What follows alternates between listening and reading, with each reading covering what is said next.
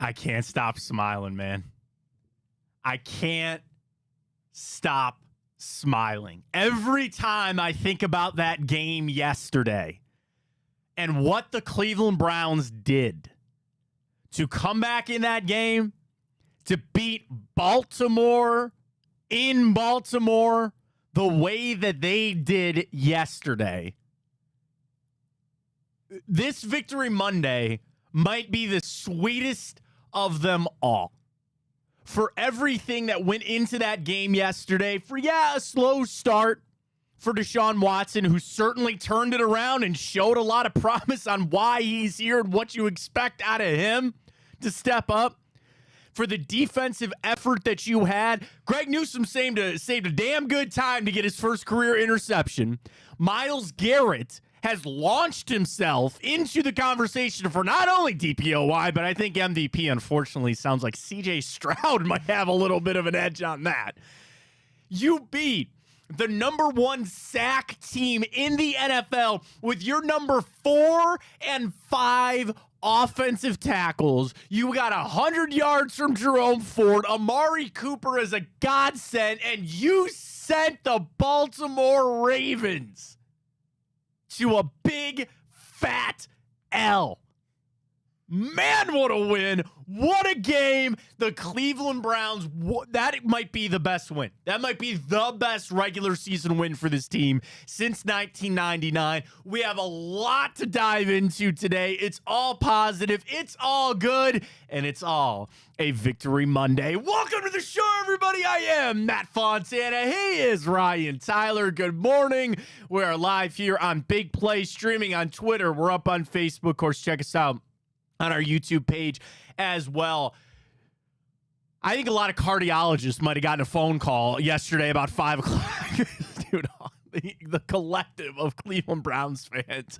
Dude, my heart was racing for that game yesterday. And you line up for the field goal. Hopkins makes right after the missed extra point. I just want to believe that Dustin Hopkins wanted to just add a little drama.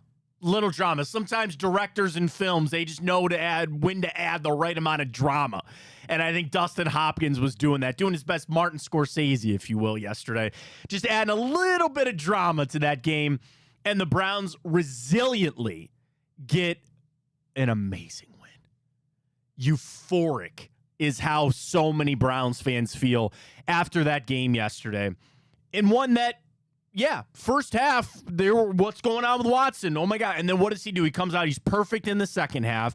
He makes some completely huge throws, which you had a lot that went into that. Thank God Wyatt Teller jumped on that fumble. The offensive line played well. I mean, you had a team win yesterday. You had a win yesterday where pretty much every facet had some sort of impact. It wasn't perfect. I want to talk about the officiating. I want to talk about some of the penalties. But every single part of the Cleveland Browns showed up yesterday. They could have folded up shop. They could have easily folded up shop. I think everybody saw the stats, right? That was the first win for the Browns down 14 points since Baker Mayfield's rookie year. That was the first time since that Tennessee Titans miracle game that the Browns were down 14 points in the fourth quarter to go get a win. And there was some historic stat about how the Browns only led for like 40 seconds of that game or whatever it was. Like the last minute was it. And it felt so good, man. It felt so good.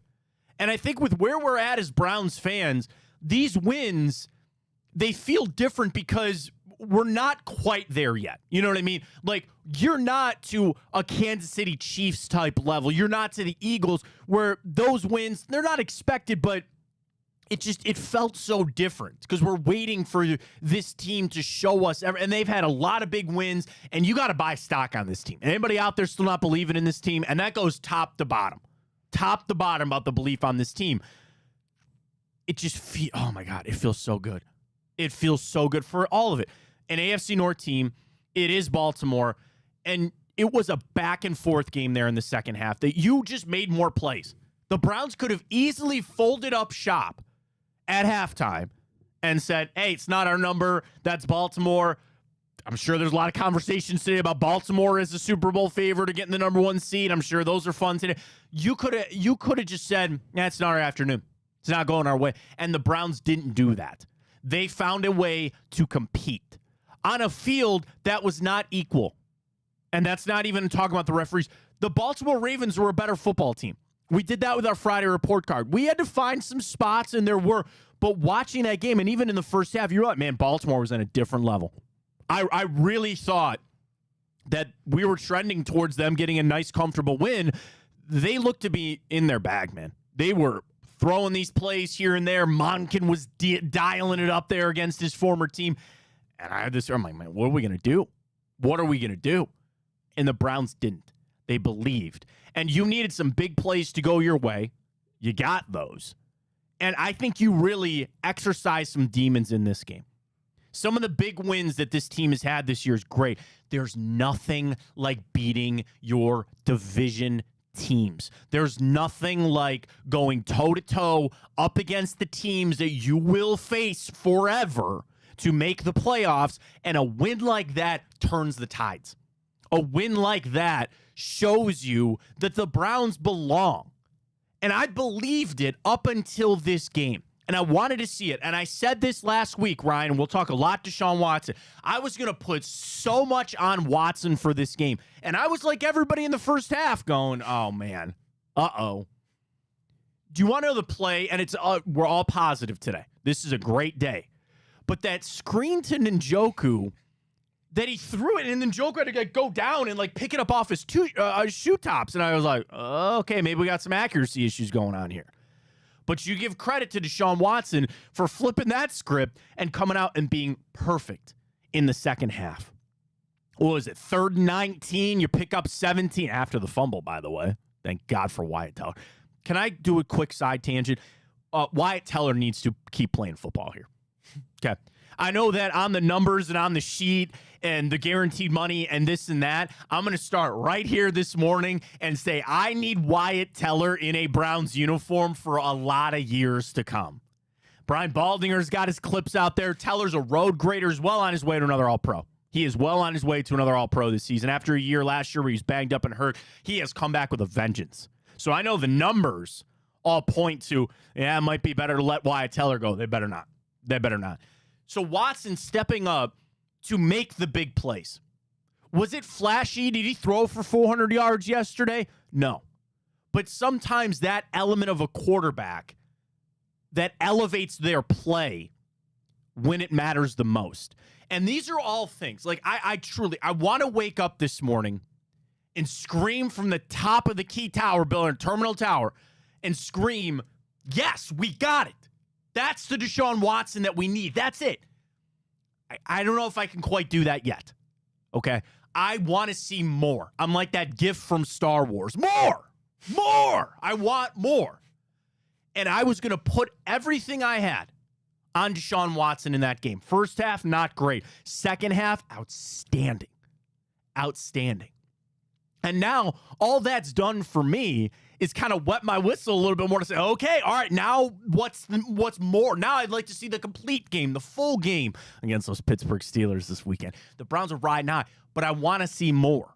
And that's today. The jury could still be out on Deshaun Watson. And that's fair and that's fine. And to be honest with you, Ryan, I'm going to say that. The jury is still out for me on Deshaun Watson, but I can't watch that second half and not say that the needle is pointing in the right direction.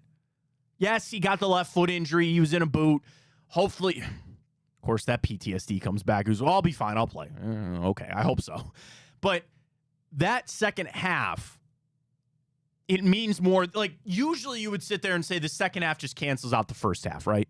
And say, as bad as he was in the first half, I'll just cancel that out with how he... No, there's more to that second half. There was bigger plays to be had. There was more that was needed. And that is tilting that arrow in the right direction. We are pointing in the right direction with Deshaun Watson, let alone this team. This team had a win yesterday where I see them feeling it. I see them with the momentum and starting to believe that, yes, we can take it to any team. Doesn't mean you're going to win every game, but the Browns, with that defense, you can be in a lot of games. and for how good Baltimore was in everything in the first half. Give credit to the Browns defense for making the adjustments and really making things hard on Lamar Jackson in that second half. There's a little element that I think there's an issue going on with Baltimore. They don't seem to close games out all that well, right? They're just a weird team from that standpoint. But the Browns took advantage of that. And if you're going to get left around in that game, because that's what Baltimore did. They let the Browns stick around in that game. And the Browns did what a good football team would do and say, all right, we'll take it from you. And that's not to say that you stole one. This wasn't, some people feel like you might have stolen that 49ers one, whatever. The Browns kicked the door in and said, we're going to take this from you. If you are going to leave this out here like this and not put us away, we are going to storm back and we are going to take this win from you. How many times since 1999 can we sit there and say the Browns ripped away a win from a division opponent? One that was signed and sealed and delivered and just laid up for the Baltimore Ravens to take this. And the Browns said, no, we're going to take that back. That's ours. Go ahead, give us that. And they took it. Oh, my God, it felt so good. Defensively, Myles Garrett, sack and a half. Dude, he has the Ravens number. I sent this out a little bit earlier this morning. Myles Garrett, in his career, he has now played 12 games against the Baltimore Ravens, 8.5 sacks and 15 quarterback hits. With some big play. I mean, overall defensively. And I know there's a lot of tape out there. The Browns shifted on that defensive line, running some stunts. They really slowed Lamar Jackson down. They really were able to put a stop on what Baltimore was trying to do in that second half. And that kept them in the game. Yeah, we're going to look at some big offensive plays that they had, but really the defense was what kept the Browns in that game. And that travels. That is something where you look at playoff teams or you look at what you expect this team, or really any team, to make a push down the stretch.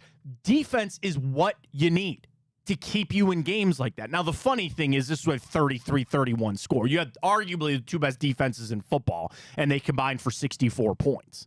That alone, okay, wait a minute there.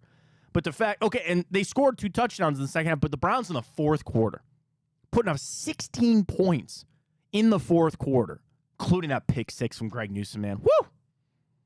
Oh, boy, man. You're telling me Greg hadn't been waiting for that one? First career interception. And then correct me if I'm wrong. Did he not have an interception at Northwestern either? I'm not sure about his college career. I think that was the thing. He also didn't have a pick in college either. So. Yeah, but I know this one was a long time coming. This one was a long time coming. A long time coming for Greg Newsome and this Browns defense. Man, dude, this game, you feel so good about it. Today is an amazing day to be a Browns fan. We can bask in the glory. We can sit back and say you beat the Baltimore Ravens. You took down the Baltimore Ravens, the class, the cream of the crop right now in the division. And I know, you get tied up in that, right? Because Jake Trotter sent out the tweet that the Browns are kind of in the driver's seat right now when it comes to the division. And Baltimore, because they still have to take their bye. So they're 7-3. They're a half game up on the Steelers and the Browns, who are both 6-3. The Browns have now evened up their division at 2-2. The same thing. Baltimore 2-2. We have the one win over them, and they have the one win over us. You stare down Pittsburgh this week, which you got a lot of time to get to Pittsburgh, but they're 2-0 in the division. And you win Sunday, I'm going to start joining you on that conversation. Then we also talk about, what the Thursday night game is this week, Ryan? I heard it's a little AFC North action. Baltimore, Cincinnati, Thursday night. Cincy coming off a shocking loss, nonetheless. Are they cooked? Are they done? 5-4. In essence, about 2 games back. No, I mean, they're not cooked, but, I think it said more about C.J. Stroud and the Texans than it did necessarily the Bengals, but they're not cooked. I mean, Burrow played fine, and he had a couple turnovers. I mean, so did C.J. Stroud, but they just ended up coming up on top. I think more credit to C.J. Stroud. Here's the bad thing about Cincinnati. They're only 1-4 in the AFC. So when you talk about tiebreakers getting down to the wild card, they are not in a prime position to make it. Well, yeah, and then they're probably thanking their lucky stars because, you look at it, the Jets lost, the Bengals lost, Jets lost, Chargers lost. Pretty bad day for the AFC, honestly. The Raiders are a team that, if you don't know, and we'll go around the league. I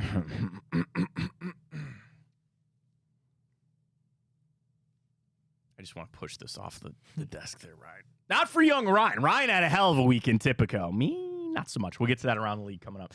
But yeah, I mean, that's another. At the end of the day, you beat a division opponent. If you want to win the division, your easiest path is to beat your opponents. Now, the question about if they're still in this for the AFC North, talk to me next week. Like, that is not so much where I'm worried about today. It's about where this Cleveland Browns team stands. In the middle of November, I saw the Browns play their best game of the season. Best game of the season. Deshaun Watson, that was his best half of football for the Cleveland Browns. Not quite his best game yet, but his best half of football. That win said more to me than the Colts win, and frankly more than the Cincinnati and the San Francisco wins.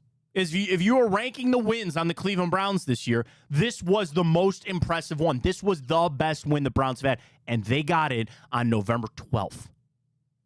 A time when you're trying to go down the stretch run here and these big clutch wins. God, the Browns had to have it. The Browns had to have it, and they showed up in a big way. We'll post our Twitter question this morning at Matt Fontana Show. Drop us a follow there. We're asking everybody, was this the best win for the Browns since 1999? Best regular season win for the Browns since 1999? It felt damn good. It felt really good for the Cleveland Browns. So we'll continue that conversation. We have a lot to get into about the game. Let's talk a little Deshaun Watson. So Watson, it would be easy. Listen, he didn't play well in that first half. Do people know how Twitter works, by the way? I've sent out, in the first half, I sent tweets. I go, man, Watson doesn't look good. His accuracy looks off. And then people after the game go, why are you talking crap? And I go, did you look at the timestamp? Do you know Twitter is kind of a live thing? It's kind of in the moment. That first half, it was all the negativity, all the things that we had a fear about with Deshaun Watson. Those were fixed. Going perfect in the second half. Throwing the football down the field. Getting Elijah Moore involved to a little degree. And the game David Njoku had was fantastic. Fantastic. Even from a standpoint, you were down offensive tackles, and you needed your tight ends to be out there and be blocking. And I know Njoku did that. That play, really started as a block, Watson flips it out to him. He carried like 3 defenders down the field to get near the first down. I might even picked up the first down, and I think he was just short of it. But still, those were big plays by your big players when you needed them. For Watson, that second half gave me a lot of confidence. Probably most about his legs. When I look at Deshaun Watson, and I have this idea and this picture of what elite looks like for Deshaun Watson. Every quarterback is a little bit different when you talk about that elite status. But I'm talking about the best version of Deshaun Watson. The thing I think he can do is when he evades the pocket, when you try to throw the deep pass and all the DBs, everybody, and he can get past that D-line, he can run, and he can pick up first downs with his feet. That is probably the most impressive thing that I saw from him yesterday. Those were moments that I go, that's it. That's what I'm looking for out of Deshaun Watson. That comes back to comfortability in the pocket. That comes to the pocket presence, knowing when to step up, knowing when to vacate. Those are actually the plays that I get most excited about. Those are the ones that I think I can grab onto more than the others. Yeah, I need him to make 15-yard strikes down the field. I need him to make big throws. But the runs, Ryan, are the ones that I choose to look at more and say, that's what I want to see out of Deshaun Watson. And we saw that in the second half. You wouldn't have won that game without Deshaun Watson's legs. You just wouldn't have. Yeah, I think this was definitely the most impressive game overall for Deshaun Watson. Like you said, he obviously played great in like that Tennessee game and the Arizona game. But this was the real game. We saw true consistency from him. I mean, minus the first half. Sure, but that second half, we saw true consistency from him. We saw him extend those plays with his legs. And I think one of the most underrated things is just smart decision after smart decision. No costly turnovers and no real game-changing mistakes in that second half. And it's hard to say he was anything but perfect in those last 30 minutes. No, and that's when you need to, get yourself back in the game. I'd pause for a second to say better give Kevin Stefanski some love today for scheming up some good play. I mean, there were guys open. And again, I'm not going to complain about that. Watson made the right throws, and he made some close contested throws too. But the game plan was another one that I thought worked really well with Deshaun Watson, and that evolution will continue on. That is going to continue with Stefanski as the play caller and scheming this on up. But in the second half for Watson, those are also things that you build on. Those are ones that as they sit down and they watch the film and they try to find the things that Watson did best, now you can accentuate those. Now that you got a little trickle, so to speak, you're waiting for the waterfall. Here comes a little bit, and these are the little plays that we can work, the comfortability on some of these plays, and you did it against a really good defense. You did it against a really good defense. The other thing about Watson, as much as I felt like the Browns could pack this in and this isn't going to go well, imagine Deshaun Watson's mental side of things. Your first play is that Kyle Hamilton play, which was a damn good play. Okay, it's pretty impressive, right? And it seemed like at every turn in the first half, things were going bad.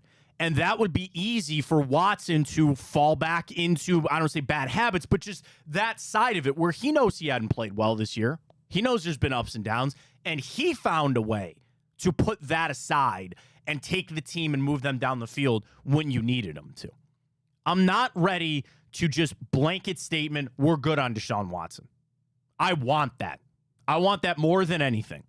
For there to be a day that I can say, I don't have to worry about that anymore. Deshaun Watson is good. He's going to be good, and he's going to take us places. I can't quite get there today, but I'm the closest that I've ever been.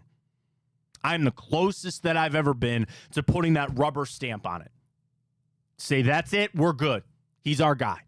Because that is what we want. Yes, we want a championship. You want to go to the playoffs. You want to win the AFC North.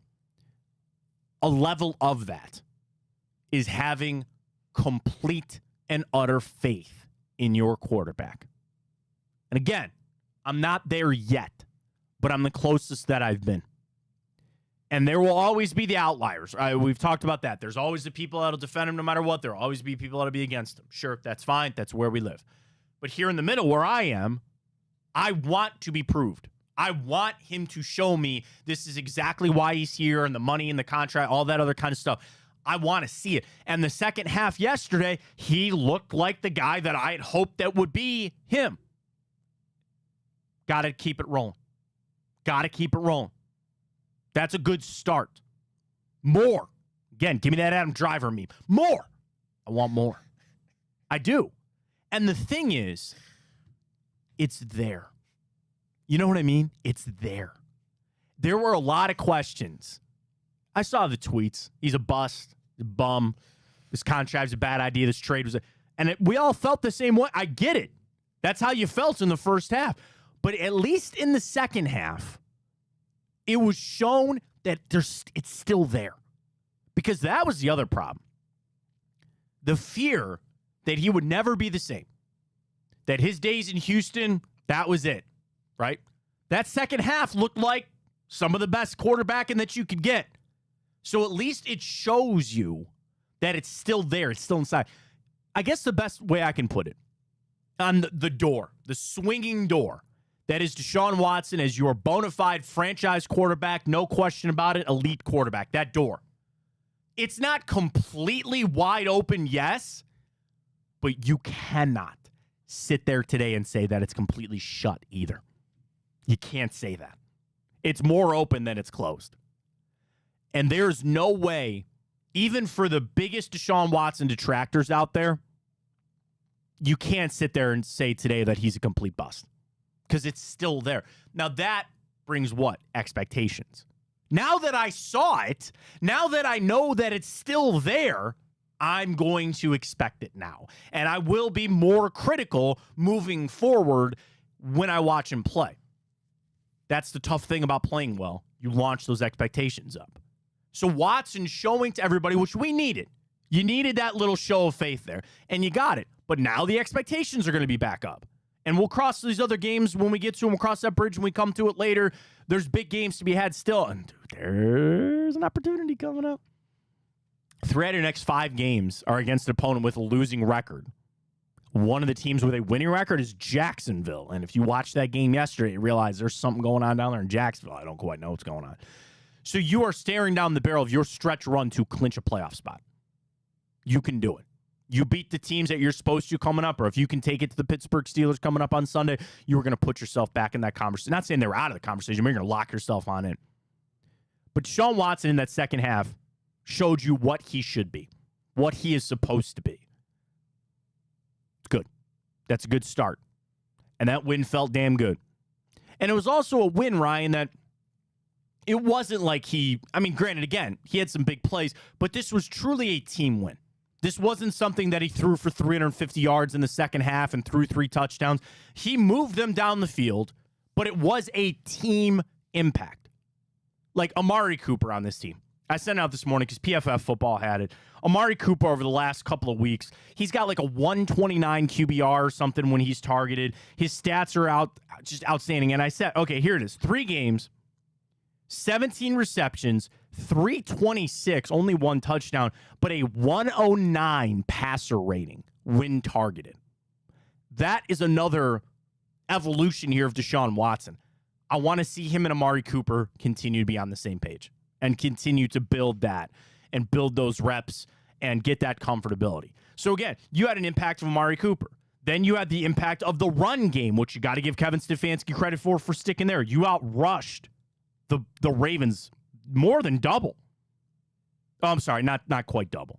But like Lamar had 41. That Keaton Mitchell, he had that big run. Dude, he had 39 yards. He finished with 34. He had 2 other carries that they stuffed him for negative yards. Ford, what? You want to talk about a little bit of box score that I like here? 17 carries for Ford, 10 for Kareem Hunt, touchdown for Hunt, 100 yards for Jerome Ford. I like that. 8 runs for Deshaun Watson, 37 yards, picking up first down. That just alone on just the play discrepancy or, the play calls there, dividing those carries up, I like. Watson, 20 out of 34. I'd like maybe a few other more completions on that, but still, 213, average of 6, touchdown interception, 1 sack. I feel like he got sacked more than that. Because here's the crazy thing. Lamar's only sacked 3 times. I felt like we had like 10 against Lamar. But the thing about the Lamar sacks, they were in crunch time. They were in times that you could ill afford it. Let's talk about the defense for a second, man. Jim Schwartz, do they hand out an Assistant Coach of the Year award? I don't think they do. I'm going to just give it to him right now. Here on the Big Play, the Matt Fontana Show, our Assistant NFL Coach of the Year. Congratulations, Mr. Jim Schwartz, ladies and gentlemen. Thank you. There were a lot of great nominees this year, but Jim Schwartz, come on up and accept your award. Thank you very much. Oh, Jim couldn't be with us here tonight. I will accept the award on Jim's behalf. This award means a lot to the team, to Jim Schwartz. It's a made-up award. It's the first one. But, Jim, we thank you very much for coming to the Cleveland Browns. Thank you. Thank you. Yes. What a hire, man. Like, seriously, what a hire for Jim Schwartz to come here. And the players, dude, they had to do that down 2 guys in the second. Dude, that Mike Ford hit. That Lamar to the sidelines. And he gets an interception right there. You had to do that without Denzel Ward, which, we'll get to the good, the bad, and the ugly in hour 2, but the Ward injury thing has always been kind of where it's at. And then you lost Juan Thornhill to the calf. So you had to go out there, and Cam Mitchell went out there. You had to play Mike Ford. You had to put DeAnthony Bell out there in base defense to go make some plays. But Greg Newsome showing up. Dude, I know where you're going. Poor MJ, man. That's all right. It's a win. It's all right. It's a win. And I will tell you, when I sent out the good, the bad, and the ugly on Twitter, I felt really bad about putting MJ in there, but I had to, man. He had some bad angles, got caught up, all that kind of stuff. But really, the strength of this team, as we know, is the defensive line. And they ran some stunts that I thought were really impressive from Jim Schwartz. And they made things really hard on Lamar Jackson. The one thing, watching the Browns, because they have Lamar's number. Like, even carrying this over from Joe Woods, Myles Garrett's kind of the consistent guy here when it comes to a lot of games against Lamar. You realize you make things really hard on Lamar when he can't go left to right. When you keep, and I'm not saying you can't throw in the pocket, but you watch a lot of what the Browns were running with Obo Okoronkwo and even Sione Takitaki when he would blitz. They pin Lamar in. And when and especially sometimes late, where they'd run where Obo would come up and then go back out and around to try to really hold Lamar Jackson in that pocket. And then if you have blanket coverage down the field, it makes things really hard on this defense. They limited Mark Andrews. He had that one big catch, that 36-yarder. You held him to one other reception for 44 yards. Mark Andrews, it just torched us. Absolutely torched us in the past. You limited him. Okay, Odell had to score. Of course, it had to be Odell. Okay, fine. But that second half, you saw where the Browns defense said, okay, this is where we need to make some changes, and then they did. I'll say this. You won that game because of your defense yesterday. Yes, offensively, you had to go down and score some points, and maybe it's not even that crazy of a statement. The pick six with Newsome and the fact that the defense is what kept you in that game. The defense was the one that kept getting the ball back, kept turning it over, because there were drives. And this is not to say that I'm not taking away from the Browns' win yesterday. But there were drives that Baltimore, they could have shut that game down. There were drives that if they'd have just gone down or eaten some more clock or put up even a field goal, that game was over. And the Browns' defense did not allow them to do that. I don't want to say it puts the stamp that this is the best defense in the NFL because he did give up 31 points. He did. Well, technically 24. Okay, so it's 24. You're right. You're right. 1,000% right. On the pick six there from Kyle Hamilton. So you're right, 24. But, you also got to understand that you were playing Lamar Jackson. And at the point was the front runner for the MVP. I don't think that's the case anymore. But still, that defense did a hell of a job yesterday. Great job. Offensive line, too, man. You had to go out there with James Hudson and Garyon Christian. 4 sacks, I'll take that. You know what I mean? And I'm not saying they were all even the tackle's fault. There were a couple that there was good defense on the back end, and and Deshaun got kind of swallowed up a little bit. You won that game with a practice squatter at left tackle and your swing guy in at right. And I hope we get DeJuan Jones back for the next game. It sounds like he was close for this. Holy cow, man. And on top of the fact that you as a team ran for a 5-yard average on the ground. That interior. We don't talk about Posey, Petonio, and Teller enough. Because they had some nice runs up there in the middle. Teller just rode. That one block that Petonio had when he pulled out and he demolished some guy. And Jerome Ford kind of got right up the middle there late in the game. Offensive line was super impressive yesterday. Super impressive. And again, with 2 backups. The backups of the backups in there. The adversity that this team has faced this year are the things that build culture. Okay, it's a coaching cliche, and I hate it. But when you build those calluses, you hear the coachy of the coach. Like when I say the coach, the football, the coachiest football coach of them all, I think of Robert Saleh. I think of Dan Campbell, right? Those guys that just bleed football and they're football guys. They talk about building calluses. Well, to do that, you've got to inflict trauma, pain, right? The Browns in that type of game yesterday built it up to say we were down these offensive tackles, we've been down Nick Chubb, we were down double-digit points, and still found it. That is how you build culture. That is how you build a belief on this team. You can't replicate that any other way. And you have got to give Kevin Stefanski his credit this morning. Stefanski is a polarizing figure, right? I do not understand how you can watch that game and watch how this team perseveres and not give Stefanski credit. I want to take out every single thing of play calling. Because, again, I could come back after that game and say Kevin Stefanski did a really hell of a good job scheming guys open, the play calls, and the play design. I'm going to take all of that out for just a second and say you have a 6-3 football team that has faced the injuries that they faced, faced a little of that uncertainty at quarterback. And you have beat some of the premier teams in the NFL, including a win yesterday against your division, your front runner in the division.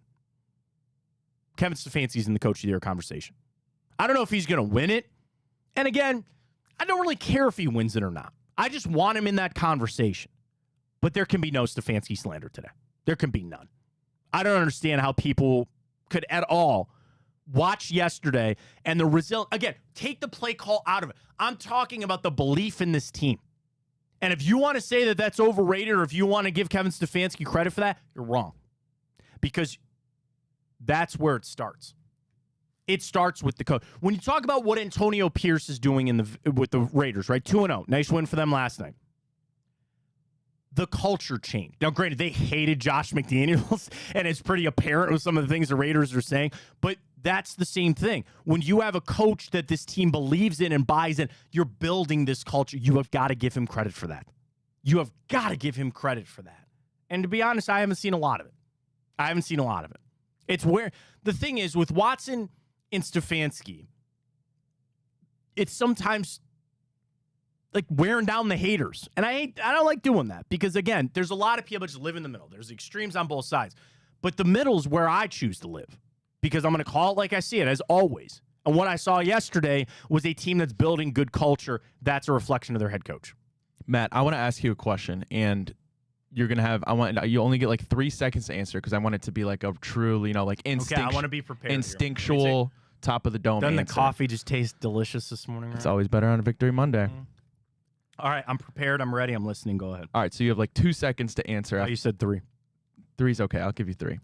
How many teams in the NFL right now have a better record than the Cleveland Browns? 6. Am I right? 4. 4. Only 4 teams, and one of those is the Ravens, who haven't hit their bye yet. I'm going to guess Kansas City, Philadelphia, obviously the Ravens, not Dallas, Miami? No? Those are all 6-3 like the Browns. Huh. Don't tell me. All right, wait, sorry. The Ravens, the Chiefs, Philly. Yep, one more. Is it an NFC team? Yep. It's not Dallas. No, they're 6-3 with the Browns. There's a handful of 6-3 teams. I'm sure there's a lot of 6-3 teams too. It's not San Francisco. Mm-mm. It's not Seattle. No. I'm going division by. The Detroit Lions. Yep, but that just goes to show like everything we've faced this year. The disrespect that I give on the Lions, man, it's incredible. It's actually really amazing. Did I pick against them? Yeah, I'm pretty sure you did. I think I did. Yeah, because I don't know why you picked the Chargers, but close game. I told you because I got to think about the Chargers. But the amount of adversity and injuries that we've battled, there are only 4 teams in the league right now with a better record than the Cleveland Browns. Yeah. And I don't think many people truly realize that. No, and that's kind of the thing. The record is important. I'm not saying that it's not, but we know what will carry you further. The culture. The culture is what will take you further than anything. The resiliency. And you want to know what? The belief. Because what happens is you have a lot of coaches that spew their stuff, right? They spew the belief and we're going to buy into this. And when they come up with their team motto, iron sharpens iron, all that kind of stuff. And these are professional athletes. They are grown adults where, they sit in a room and they hear a coach go rah, rah, and say this. And in the back of their head, they're going, this guy's kind of cheesy, right? This guy's a little corny up here. But then when you start actually winning games because of it, I'm sure when Dan Campbell first walked into the Detroit Lions, everybody goes, who's this guy? Like, what the hell's his problem? And now all of a sudden you go, okay, wait a minute. They actually know what they're talking about here. And that's the same thing with Kevin Stefanski and this team. And I don't want to give all the credit to Stefanski because he doesn't deserve all of it. Jim Schwartz and Bubba Ventrone and all these coaches and the players deserve a big chunk of that too. Because I'm sure that guys like Bitonio and Miles and Denzel Ward that have been here and been through the hell realize how special this is. And realize that they are building what we have been searching for. I've needed a quarterback, and I've needed an elite receiver. I've needed all these things. Do you want to know the one thing that I've truly needed since 1999? A good culture. A team that believes that they can win, and we finally have it. It doesn't mean that you're not going to win every game. But you know where culture really is important, Ryan? Is when you do bounce back after losses, when you don't let it compound. Yesterday was a microcosm. They had every opportunity and every right to fold up and say, we're facing Baltimore here. You're down 17-9 at half. You were down 17-3 after the first quarter. You had every reason to go, damn it, we're done here. We're cooked. You were trying to come back on the Arizona Cardinals. It was the Baltimore Ravens. And what happened? Not even necessarily in the first half, but a few things started to go your way. You put yourself in a position, and then you capitalized on it to go down there and get a win. It's the best. It's the best. It's not all gravy. It's not all sunshine and roses. There are things that need to be cleaned up. And I know as a coach, they're sitting there today and they're going through and they're trying to find things to say, all right, we got to go, but it all comes under a win. Everything is better after a win. And there are things, I can be critical about with Deshaun Watson. And as I said earlier, I'm not ready to just give the rubber stamp that he's back and he's good to go. We're gonna do that on 2 for Tuesday tomorrow. We're gonna do that tomorrow. Like, are you ready to say that Deshaun Watson is back? We'll do that tomorrow. I don't. I'm not. But I saw enough to give me the confidence to believe, like, we're trending in the right direction. Now, they got to capitalize that, and they got to move forward. But even for just that game yesterday, to show it the way that you did, it's impressive.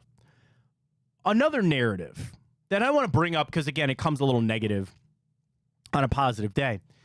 There are people that want to read into that Baltimore is just bad at closing these games out. Like, that is one thing that the Ravens, if you're a Baltimore fan, sorry about that, but if you're a Baltimore fan, they got this thing of just not closing games out. And I don't know, like that's, I'm not trying to take away anything that the Browns did because they still took advantage of it. But damn, man, there's something up with Baltimore. They do this a lot. They just kind of mess around. They don't really show up. And the thing is, I believe that they were ready to go for the Browns. I believe that this was a big game for the Baltimore Ravens, but they had a letdown. Without a doubt, they had a letdown. And that's a loss that I wonder that could send them into a tail slide. You want to create the path to go win the AFC North. A loss like this for Baltimore probably has them sitting there going, well, wait a minute. And then they start, I want to say overcorrect. But this has that potential, Ryan. It's kind of sending them off into a little bit of a tizzy. And I haven't pulled up their schedule because I think they had a couple tough games. So Thursday night, of course, they're playing Cincinnati.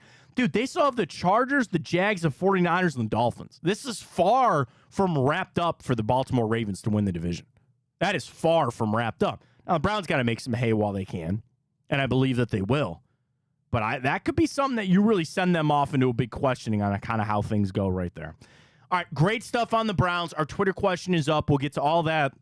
We'll continue talking a lot of Browns this morning. We'll get to the good, the bad, and the ugly in hour 2 coming up and the morning update. But we got to talk to Harbaugh suspension. So college football really sent off, and then Jimbo Fisher getting axed. Did you see that?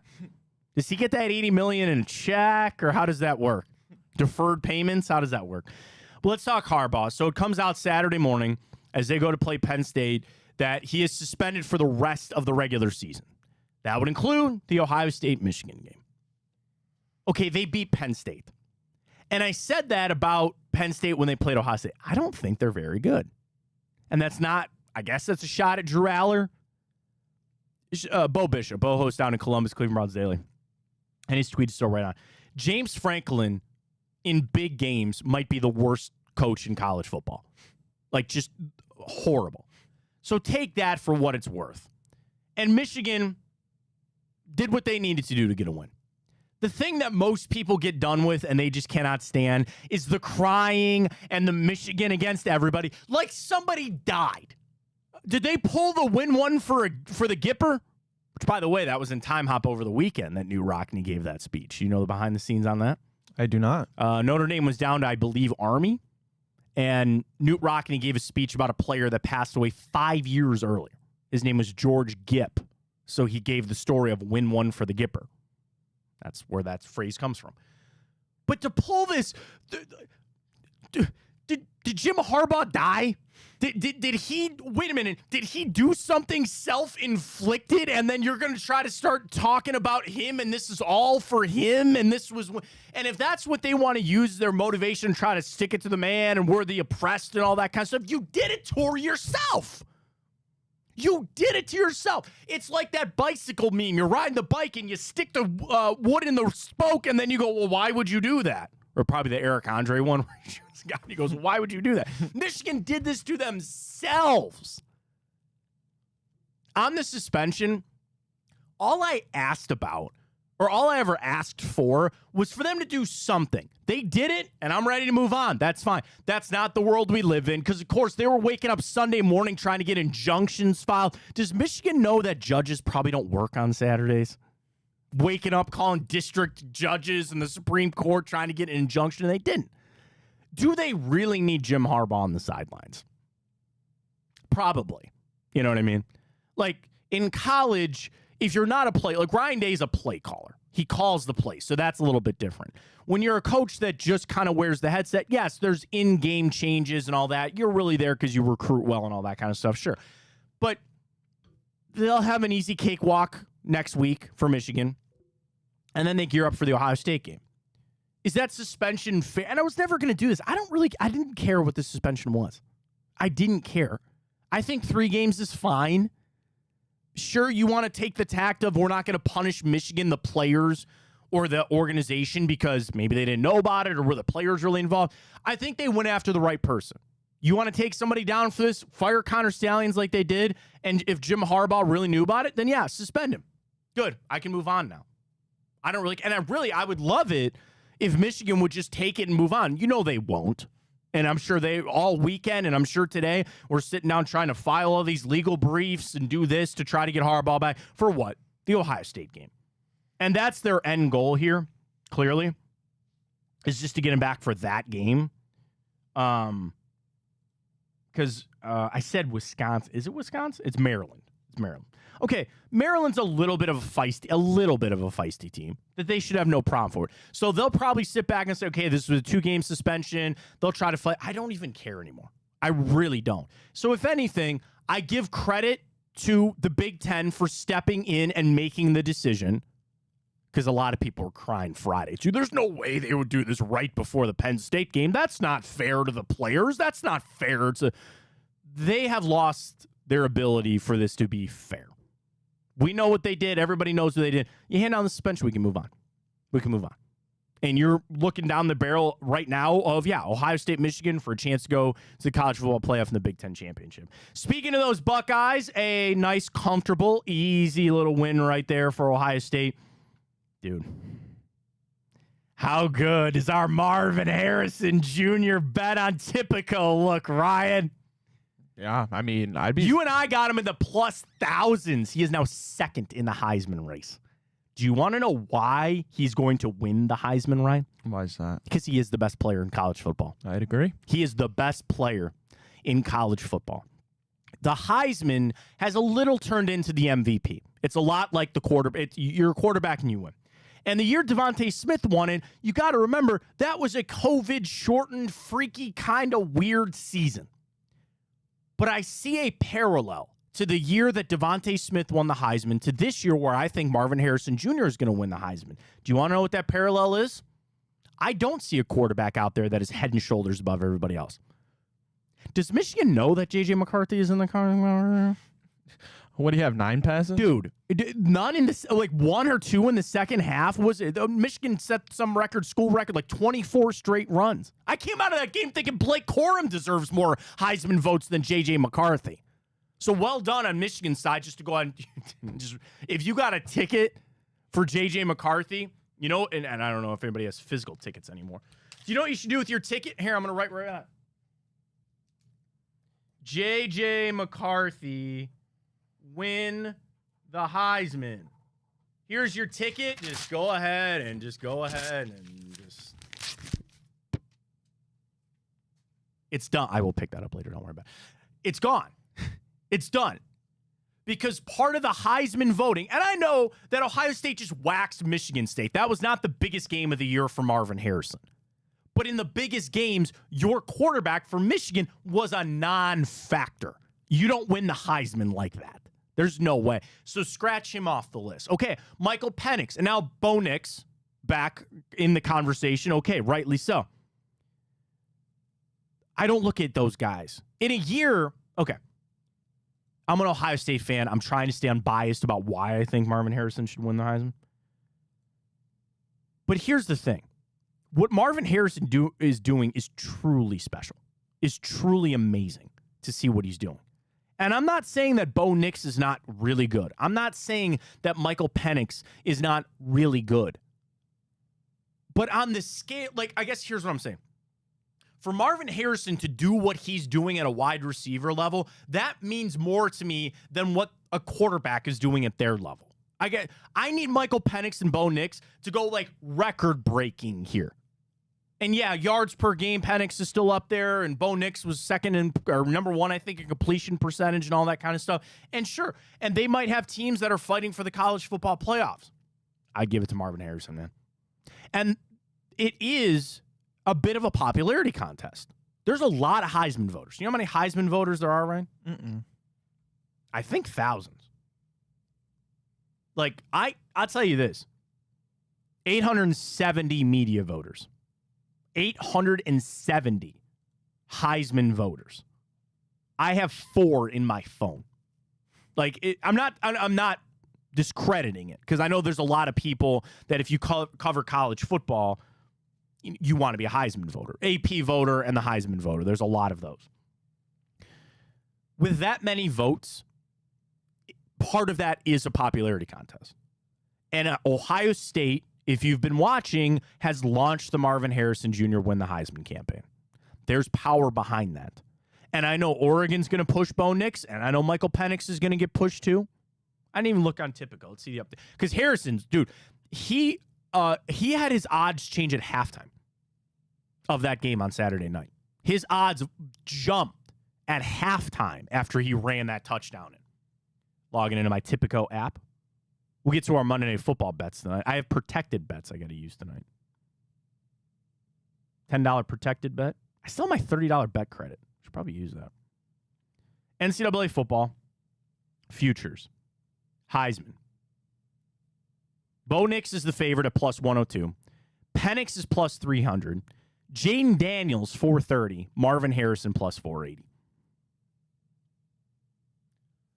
And again, I'm not going to watch and hope that Bo Nix loses a game or hope that Michael Penix loses a game. Because again, they'll face each other in the Pac-12 championship, will they not? Because they don't have divisions out there anymore. Correct. That'll solve itself a little bit. If anything, you'd probably root for Bo Nix. Because even if he won and put up a lot of numbers, you'd be like, still got a loss. Yep. Exactly. Still got a loss. Ohio State's going to run undefeated. Marvin Harrison's in this thing, man. He is completely in this thing. And at the end of the day, it is. I think he's the best player in college football. And in a year that I don't have that bona fide quarterback.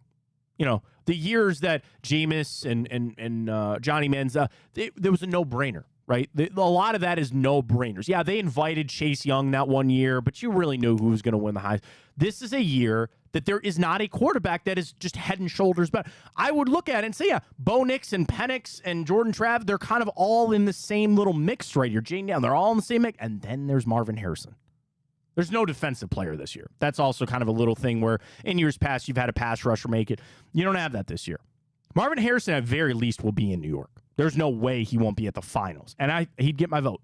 Not that I'm one of the 870 voters on the Heisman, but I think the campaign for Marvin Harrison is very strong for him to win a Heisman. So great weekend of college football. We're gearing up. This weekend's kind of like that.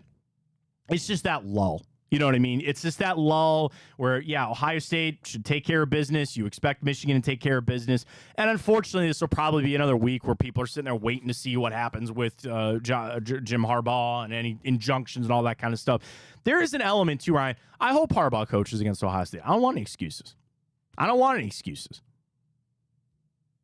How we feel about that game doesn't change. It's still Ohio State, Michigan. I don't want any excuses. Let them coach. You know, that's kind of comes back to my whole thing. I don't even care anymore. I don't even care what they do to him. Okay, suspend him for that game. Suspend him for one more game, let him out there. Who cares?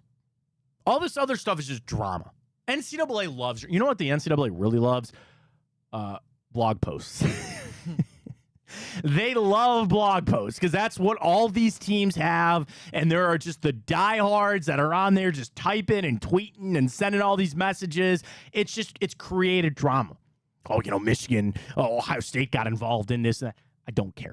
I really don't. So if Harbaugh gets suspended for the rest of the way out, who cares? We'll see how it goes, whatever. But that game will be lined up in a couple weeks. We're going to dive back into the Browns. We got the good, the bad, and the ugly coming up in hour 2. We are going to go around the league. We got our picks for Monday Night Football, and I got a pretty cool idea for a bracket this week. I'm excited to do the brackets. We'll announce that coming up just a little bit later. It's a Victory Monday right here on Big Play, folks. Everywhere, every place that you need us. Follow us on Twitter at Big Play.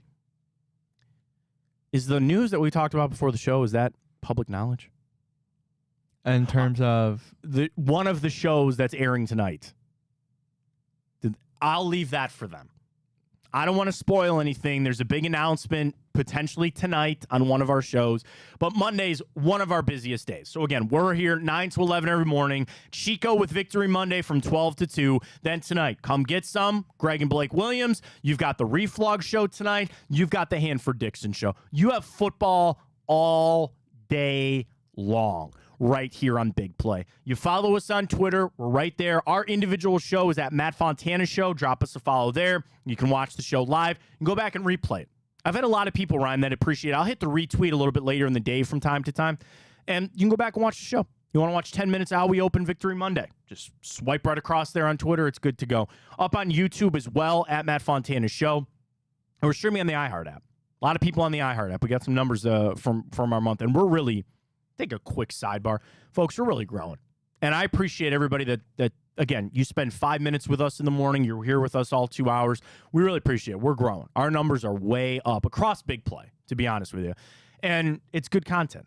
It's good content with good content creators, and it's all because of you, the fans, too. You enjoy watching. You enjoy reading. You send the tweets to get Bruce Drennan all fired up. You love hearing the stories from Greg and Blake. And that's the thing, too. I can't wait every Monday to see Greg and Blake get on the show. Joe Schobert on a couple weeks ago. Good to see Joe the show. So it's the best. Big Play on Twitter. Our YouTube channel is just Big Play as well. And then each of the shows have their own individual accounts. Dude, I even remiss to mention Bobby Carpenter, Anthony Schlegel. I feel like they got a late start last night. I started watching them. I think they were on after 9 o'clock last night. Yeah, I think it was 10:30. 10:30, yeah, maybe even later than that. Sitting there watching. But nonetheless, Bobby Carpenter, Anthony Schlegel, Boobie Gibson show, Drennan, all of it. Big Play is the place you want to be, folks. It's where you want it, how you want it, when you want it, online, bigplay.com, or just follow us on Twitter for all of that. Let's go around the league. Some wins that helped the Browns yesterday. Some ones that, dude, dicey week. Dicey week across the National Football League. We'll get to that with Around the League. 1 hour down, a lot of stuff coming up in hour 2, including the good, the bad, and the ugly. Stay with us right here on Big Play.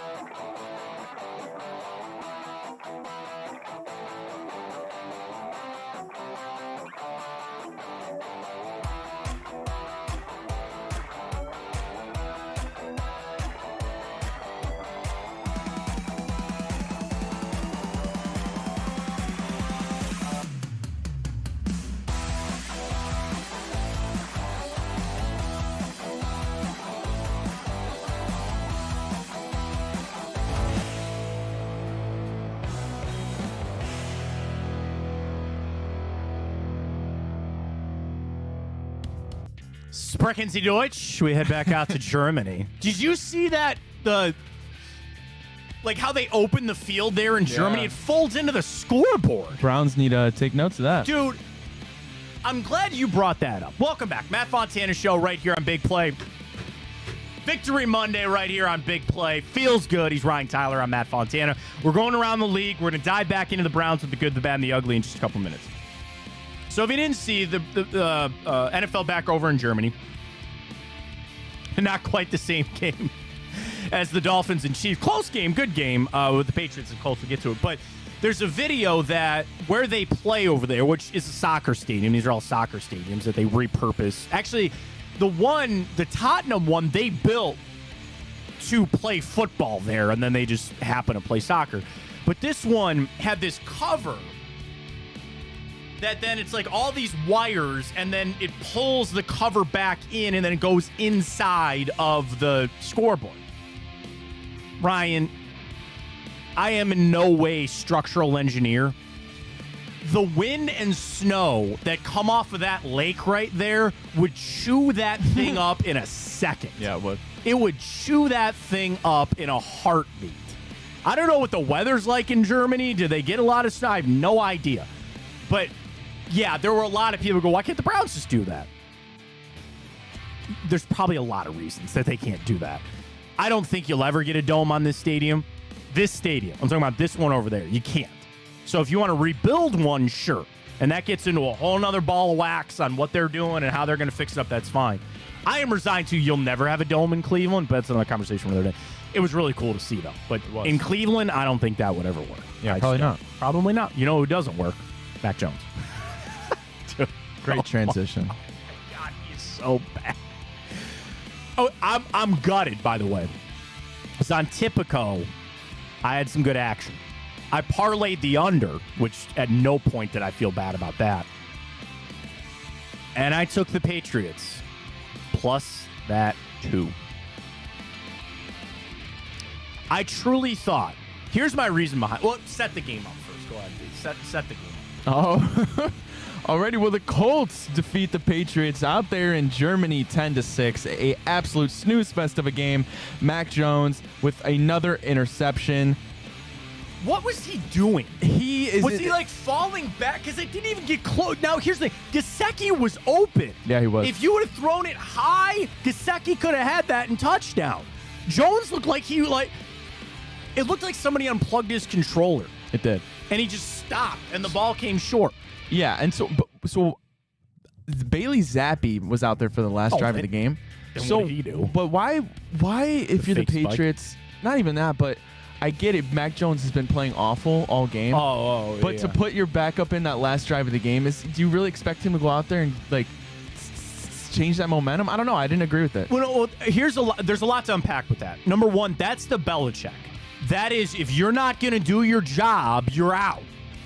And they keep going back to him, but Belichick, that's the way that he runs things. So you can't go against the brand, so to speak. Shout out Pat McAfee. Can't go against that. That is who Bill Belichick is.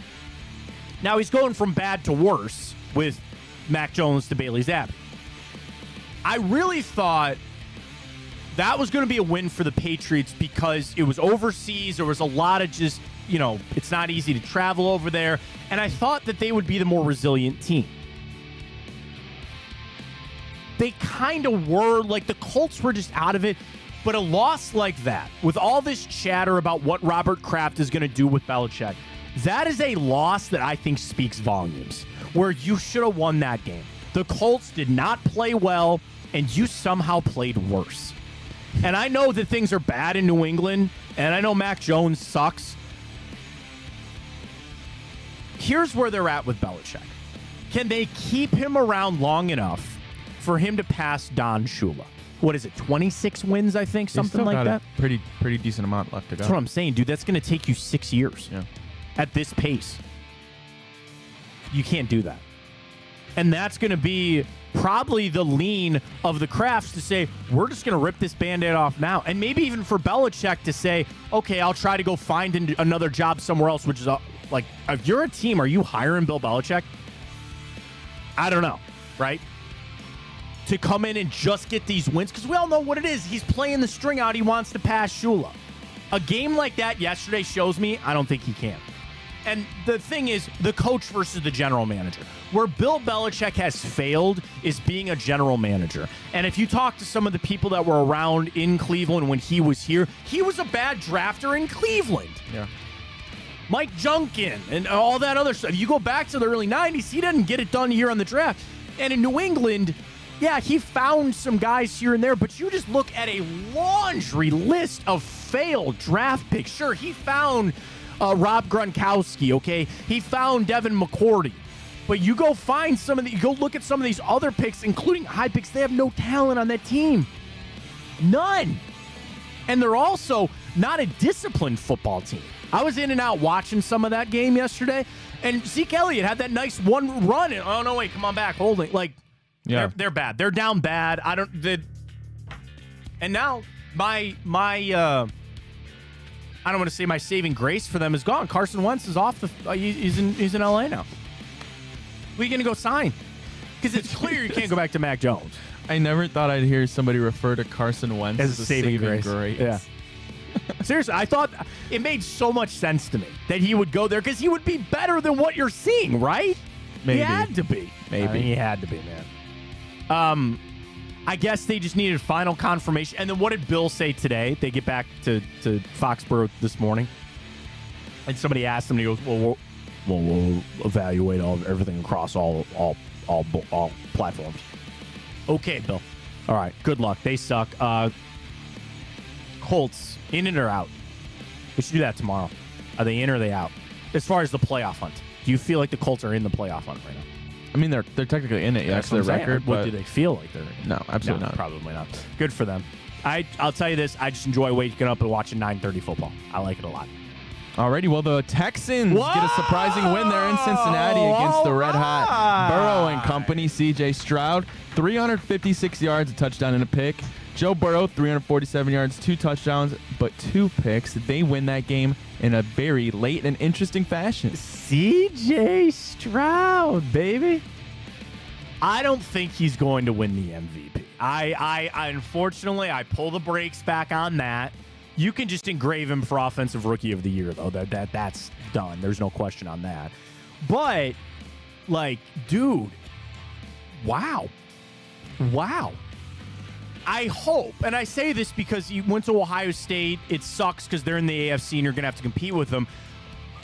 I don't believe that this is some Robert Griffin III thing, though. You know what I mean? Like, all of a sudden you play your rookie year and you're electric and then you don't follow up on anything.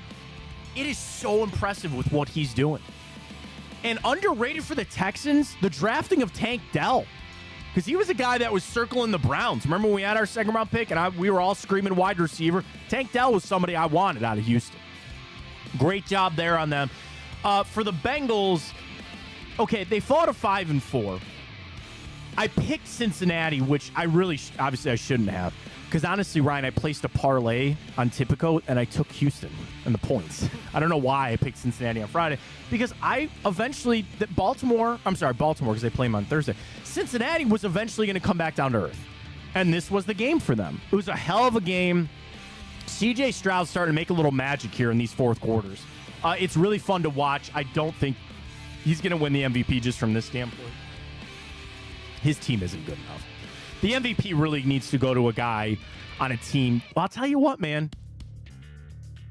They win the South, which is all of a sudden now a thing. I'll do this for you. Houston wins the South. C.J. Stroud's your MVP. He should be. But I need them to win the South. I really believe the MVP needs to come from a playoff contending team. And I'm saying they're not contending right now. They need to come from a division-winning team. That's kind of my thought on it. But, dude, it's so fun to watch them. Good for Houston. And it tells you that's how quickly sometimes things can turn around. You talk about firing a coach or the decision to be made or not. That's how quick things can turn around. Good for them. They're a fun team to watch. Alrighty, well, the Steelers are a headache that continue this season. They might be the worst team in history to be 6-3, but credit goes to all of them, their defense, and Mike Tomlin. They win 23-19 in Green Bay at home. Green Bay's kind of stinky, and Green Bay's probably in the tank position right now. They're 3-6. They're letting Jordan Love throw everywhere, a couple interceptions. I mean, same thing. I sit down, I watch Red Zone. I am addicted to Red Zone, man. I love Red Zone on Sundays. And I just watched that game, and you realize, like, dude, Kenny Pickett's still not great. He really isn't. But they ran the football, 82 yards for Harris, 101 for Jaylen Warren. That is what the Steelers are. Run the ball and defense. And maybe they can continue to do that. But make no mistake, there's going to be games that you're going to have to turn it back over to Kenny Pickett. And you're going to have to say, lead us down for a drive here, or do this or do that. I still don't believe in him. Steelers are, again, I figured that was actually one of my few wins this weekend. They were facing pretty much a rookie quarterback. That's a tough hill to climb there. In Pittsburgh, solid win for them. And I think Green Bay is not great. Alrighty, will the Bucks and Baker get a win after stopping their 4-game skid? Thing. They beat the Titans 20-6. Will Levis, not much of anything. Derrick Henry limited to just 24 yards on 11 carries. That was one of my real feel-good picks of the weekend. I just felt like Tampa was going to get it done. And I saw a funny meme this morning was, where's all the Mike Evans haters when he's about to put up yet another 1,000-yard season with Baker? $143 for Evans in the TD. Baker is putting up some stats, man. Putting up some stats. And I say this, and I hope that a lot of Browns fans can get where I'm at in life. I got nothing for against Baker Mayfield. To me, he is no different than any other quarterback out there. He's one of 31 other guys. He's now in the NFC too. Hey, man, go do what you do. Whatever. I don't care. And I said that when he was here. You can win with Baker Mayfield. I know you can. You just got to do it a little bit differently or be a little more specific on how you do it. And he's putting up good numbers. That's fine. That's fine. Do what you're doing down there in Tampa. Tampa might backdoor their way into this AFC South. The AFC South is so bad. So bad. We'll get to Atlanta coming up in a second. But still, solid win for their Tampa. I felt really good about Tennessee. Will Levis has come back down to earth, and that's bound to happen. I'd ride him out the rest of the year. I mean, here's the thing. You're going to lose Derrick Henry for nothing. It's like, whatever. Tank it out. I would almost say sit Derrick Henry. Here's the thing. Derrick Henry's an impediment to you winning, or to you losing. He's actually going to help you win. They're not going to give him the football a lot. They'll just throw it with Will Levis. Good, solid win there for Tampa Bay. Alrighty, well, the 49ers bounce back in great fashion after a much-needed bye week. They decimate the Jags 34-3. Storyline of this game is... What did I say on Friday?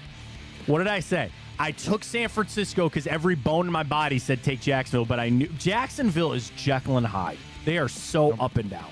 Well, Christian McCaffrey's touchdown streak ends there because I bet on it. But 49ers are back in Super Bowl contention, it appears. The question that you, me, and everybody has, does Trevor Lawrence suck? Remember, seriously, we started a season with him in the MVP conversation. 2 interceptions, didn't even finish that game out. I misspoke on my stat, right? That is now 5 out of the last 6 games for Trevor Lawrence that he has only thrown 1 or less touchdowns. Sophomore slump with Peterson, I guess? I don't think Trevor Lawrence sucks. I want to believe that this is just the sophomore slump. Jacksonville, you talk about the Steelers being like one of the worst 6-3 teams. I don't like, you look at Jacksonville and their resume and you go, are they good? Are they good? I can't tell. They're going to kind of lay in the weeds in this thing, though, because they do have good players. I mean, that's the thing. They have really good players. And then on the way out, they get to beat up on the Texans. I'm sorry, and the Titans. Then they got a spicy one against the Texans, and we see them in a couple of weeks. They come up here first week of December, the second week of December. I can't make heads or tails of Jacksonville. So, kind of expected. For the 49ers, a bit of a get-right game. They're also 6-3. You needed that, even with McCaffrey's touchdown streak coming to an end. Can I give you a reason why that's a good thing? It was kind of taking on a life of its own. And sometimes you need that to die. Sometimes you need that to end. I'm sure the pressure is then back off McCaffrey now. They got Debo back for that game. Purdy kind of looked like himself. And the 49ers righted the ship. Yeah, they're still the favorite to win the West, and I still think there's a chance they're in the NFC Championship game. Alrighty, well, the Magic in Minnesota. Woo! Joshua Rocket Scientist Dobbs. They are now officially the hottest team in football. Vikings improved to 6-4, while New Orleans falls to 5-5. They sneak away with the W, 27-19. Remind me to never take the Saints ever again. Done. They are phony. They're Fugat. They are now joining the Chargers. I'm done. I'm not taking them anymore. That's it. The AFC South was meant to be handed on a platter to this team, and they just don't want to take it. Carr gets hurt. Yeah, Jameis had that one nice touchdown. You knew an interception was going to come from him, and sure boy did it. They're fake. They are so phony. I'll be back on New Orleans in 2 weeks, trust me. But still, like, they have a lot of this offensive talent, but what happened now? Michael Thomas got hurt in that game too. So, can't really make heads or tails of it. Minnesota keeping this thing alive. They're saving, you know what they're doing? They're saving Kevin O'Connell's job is what they're doing. Because he was on his way out of there. They'll keep it alive. They're not going to obviously win the North. Could they sneak their way into a... All right, hang on. Playoff. If the playoffs started today, is Minnesota in? Yeah, they got it. Yeah, they're the 7th seed. Yeah, they're the 7th seed. With like about a game and a half break over Tampa Bay. Huh. Good for the Vikings. Good for the Vikes. Alrighty, well, Atlanta might be cooked here. Arthur Smith definitely going to be on the hot seat. The Cardinals pick up their second win of the season. They beat the Falcons 25-23, and Kyler Murray gets a long time coming W. I think the first one in about over a year. Dude, Atlanta, bad, just really bad. And that's what happens when you don't really address the quarterback. Like Desmond Ridder, if you wanted to ride in there with him, fine.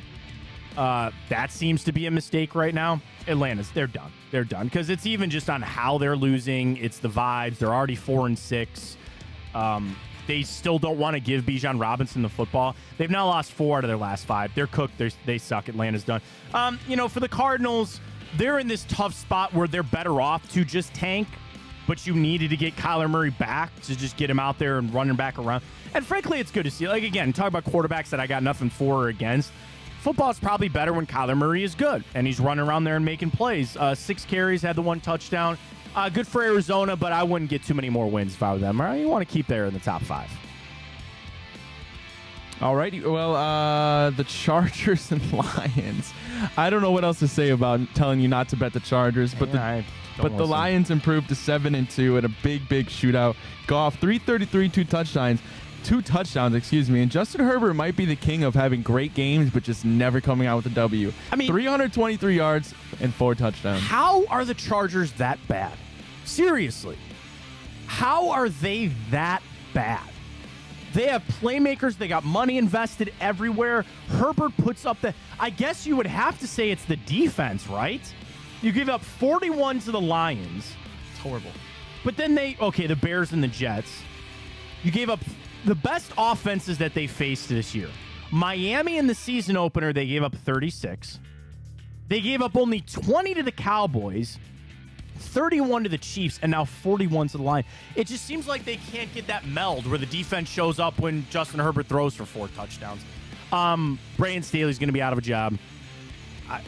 That screams like, yeah, you need a culture shift there because you still have really good, damn good players. Same thing watching that game. Are they really going to let Austin Eckler leave? Are they really going to let him leave? I don't buy that at all. Second leading receiver, leading rusher in that game had the touchdown. They need to sign Austin Eckler to a deal. Chargers, they're dumb. They're cooked. They're going to be out of there. They're frankly probably going to fire Staley. I'd be on Staley watch today if I was in LA. Staley watch. I love that. All right, well, Dak Prescott decided to turn into prime Tom Brady because I was playing him against fantasy. They rout the Giants for the second time this season, 49-17, and Dak has been playing out of his mind the last couple of weeks. Yeah, he has, and I took the Giants in the points just because I thought Dallas would take their foot off the gas, and now I should have known better. They made a statement there. Dak has more 400-yard passing games in Dallas Cowboys history than every other quarterback combined. I believe that was his 10th 400 passing yard game. All the other quarterbacks, all the other Hall of Famers in Dallas Cowboys history have 9. He's a little, we're talking about Herbert stat padding a little bit. I think that can be Dak from time to time. That was Dallas just as a feel good. The Giants have nothing going for them. They got to start Tommy DeVito. I can't say his name and not think of Goodfellas. Funny how? You're a funny guy. You're a funny guy. They're bad. The question is, would you fire Brian Daboll? A year out of winning Coach of the Year. You made the horrible mistake of signing Daniel Jones. There was an interesting article where people said, even with a franchise quarterback, they should go draft a quarterback. They don't have a franchise quarterback. They don't. That was a mistake giving him that money. You'll be in position to go draft one, and they damn well better. If you're Saquon Barkley, get out of there, man. Get the hell out of there. They're a dumpster fire. They're really bad. Yeah, I mean, Dallas, here's my analogy. It's like shooting a cardboard box with a shotgun. It looks cool. It proves nothing. It shows you nothing. So, well done, I guess, on Dallas' point. Alrighty, well, my hot take of the week almost happened. Washington almost beat Seattle, but the Seahawks come out with the win, 29-26. Geno Smith, a solid game, 369, 2 touchdowns. And Sam Howell, 312 and 3 touchdowns, Matt. Sam Howell's playing pretty well. So my buddies texted me that this morning as a little trivia question. Can you name me the 3 leading passers in the NFL from a yardage standpoint? Okay, Sam Howell. 1. Not Dak now, is it? I thought that too. It's not Dak. I thought Okay, that is it Patty? No, but he was on the bye. Oh, okay. So that's a hard part. He had the bye this weekend, so it'll all shake out. So no, today, no, not Patrick Mahomes. Josh Allen? No. CJ Stroud is 2. Oh, and wow. then, of course, Tua is 3, and Tua was on the bye, too. Wow. Sam Howell leading the league in passing yardage. Is there something there to work with? I think so. You know, Washington, they trade away Sweat and Chase Young, but they didn't move any of their offensive players. I like Brian Robinson. I really like Scary Terry. I like Jahan Dotson. They have some pieces there. And they'll move on from Riverboat. I'm assuming Riverboat Ron's just going to retire. That, I think, is a really attractive job. You have a new ownership group, which has some good and bad to it. The good is you're their pick. Okay, you are their hire. Whoever sits down, whoever Josh Harris and his team hire, you're their guy. And you do sit down and you go, there's some pieces here. Now, the negative of a new ownership group is kind of what we've seen here in Cleveland. They can be itchy on the trigger finger there and make a move. Spicy team, they're not going to go anywhere. But I'd roll it out with Sam Howell. I think, I'll put it this way. Right or wrong, I think Sam Howell has done enough to keep the Commanders from drafting a quarterback. I don't know if that's the right call or not, but there's enough there with Sam Howell. I'd see him next season. I would. Get him an offensive-minded head coach, by the way. Eric Bieniemy. Maybe they'll promote him. Yeah, that's right. He is there. Yeah, I could see that. I could. Already, well, gosh, man, I was shocked. I really thought we were going to go full game without a touchdown. But the Raiders come out on top, 16-12. Did you see my typical parlay? A bad juju on my part. I had the Jets. I felt so good about this parlay. Jets minus 3.5. Breece Hall anytime touchdown scorer. Garrett Wilson anytime touchdown scorer. And Aiden O'Connell interception. Interception is the only one I got. Yeah, well, and Jets over 17.5 points. Literally, the only one I got was the Aiden O'Connell touchdown. Yeah. Interception, I mean. Well, the Jets are officially cooked, I think, unless they find somehow an answer. But Zach Wilson is never going to be it. I think that's pretty clear. Yeah. And good for Antonio Pierce, man. 2-0 since he got dude, there. Well done. And Raiders they really are seem feeling like themselves. a group that is on a mission and rejuvenated. This cigar thing. They told the equipment guys, go out and get us some cigars, and they got them. They're rolling. And I think it goes back to, yes, Antonio Pierce instantly changing it, but you want to know what more than anything? They have the common field. Do you want to know what the culture is there in Vegas right now? Blank Josh McDaniels. Yeah. That's how bad he was. That's how bad it was. That to bring this team together, their unified front is Josh McDaniels is a douchebag. Yeah. And that's power. That is power, I guess, and it's working. And they made the right selection with Antonio Pierce, a guy that had played, and you hear him, dude, in pregame. Yeah. And he's saying, I grew up in Oakland, man. I was rocking the Raiders gear when I was a kid. Football is better when the Raiders are good. There are just some teams that set it apart, I think. The Cleveland Browns are one. And we're close to getting there. Here are the teams that, for the NFL, if old Raj could sit down and, rub the genie lamp and create the best NFL version, okay? Here are the teams that would be good. The Browns, the Lions, the Dallas Cowboys, the Vegas Raiders. I'll give you one of the LA teams, and I'll give you one of the New York teams, specifically the Jets. I'll throw the Jets in that list. The NFL would really be humming if the Jets were really good. Yeah, Philly's nice. Kansas City, they're just juggernauts. But the NFL, they are at their best when franchise like Pittsburgh, I'll throw Pittsburgh into Pittsburgh, Cleveland, and Detroit, the Dallas Cowboys, the Jets, and the Raiders. There's something about the Raiders. The NFL is good when the Raiders are good. And I think they're going to... Yeah, you got to give it to Antonio Pierce. You got to make him the head coach. I'd come out today and be like, dude, we're removing that interim tag. He's the head coach. And see where they go from there. Again, a team with a lot of talent. Oh, wait, probably a good idea to, I don't know, throw the ball to Devontae Adams. See how different that is. Jets are going to... Robert Saleh's going to lose his job there. Maybe not. He lost Aaron Rodgers. What do you want him to do?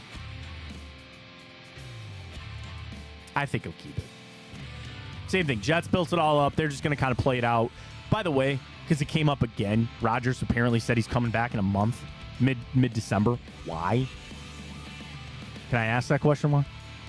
Doesn't make a lot of sense to me, but nonetheless. All right, great stuff around the league. We will get our picks for Monday Night Football tonight. Broncos-Bills, 7-point spread for Buffalo. We'll get to that a little bit later. Let's do this. Let's catch a break. We'll tell everybody about Tipico. We come back. We're going to do the good, the bad, and the ugly. Dive back into the Browns as we continue on a very sweet Victory Monday. I know it was sweet for some people on Tipico. Dave had a really big parlay cooked up yesterday. Didn't hit, though. But that's what I love about Tipico, folks. You can go in there, even for tonight, right? Going to jump right in the Tipico app. And you can create your same game parlay, okay? And you can just go in and say, hey, so here are the boosts for tonight. Bills money line, Stephon Diggs, 100 receiving yards, plus 218. I kind of like that. Josh Allen, 300 passing yards, 40 rushing yards, plus 626. James Cook, anytime touchdown score, and an alternate Bills minus 3.5. Funny, I don't see too many boosts here to help out the Broncos. Diggs and Dalton Kincaid to each get 6 receptions, boosted up to 235. Check that out. Build your parlay on out. And use that code BIGPLAY150 when you sign up. You get the bonus bets. I've been telling people about that. You can place your bets free. And then sometimes, I just got these, they do protected bets. You know, it's kind of like their reward system where they'll throw you some protected bets here and there. Get in the app. Play along with us all season long. Cavs are in action tonight. Knicks. Oh, no, they're not. I'm looking at the Celtics. They play the Kings tonight. Cavs are 2.5-point road favorites over the Kings. What a win over the Warriors over the weekend. That was a fun game to watch, too. Well done on the Cavs. So we got some Cavs action tonight. We'll get to that. We'll place our bets for Monday Night Football. But get to the Tipico app. The QR code's going to come up in our break. Scan it with your phone. Get signed up and play with us all season long. We'll get to our bets at the end of the show. The good, the bad, and the ugly. It's all good. There's a long list of the good, but there was some bad and there was some ugly that we'll get to from the Browns game yesterday. That comes your way next. Victory Monday edition of the Matt Fontana Show right here on Big Play.